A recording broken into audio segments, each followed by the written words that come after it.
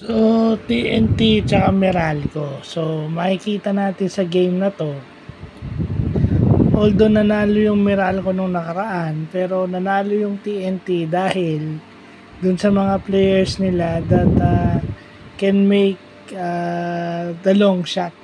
Okay? So, dahil may 4-point shot na ngayon, ang close out ng depensa is mas mahaba. So, the longer they close out yung mga mabibilis na player like Jason Castro, ang bilis nila dyan dahil mas mahaba na yung close out nila, ang bilis din nila makaka-drive, layup na sa kanila yan. And then the usual thing, sinong bibitawan mo doon sa TNT? Oftana got hot, Bensekim Aurin got his shots, no?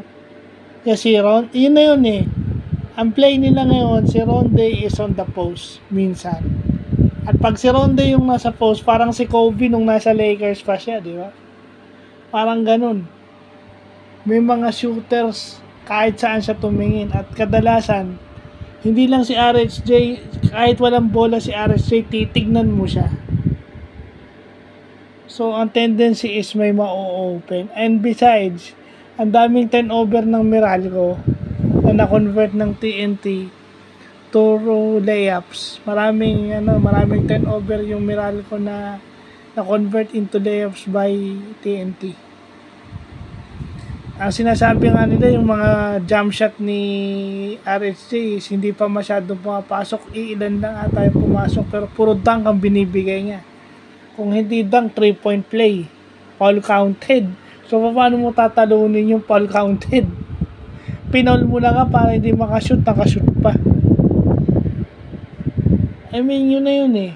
I mean, TNT got a deeper lineup than Meralco, kaya yun. Mas talented naman yung lineup ng TNT di hamak sa Meralco. Aminin natin yun. So, ganun yun. Yung 4-point shot works into the advantage of TNT players. Not only the 3-point shot, marami rin silang naipasok na 3-point shot. Even si Poy Eram na best player ata ngayon, yung pa yung isa. Bumalik na yung kanilang main guy. Yung kanilang defensive presence na sa center position na si Poy Eram, who is also a pick and pop guy. May outside shooting ito si Poy Eram. So, paano mo tatalunin yung team na ganyan?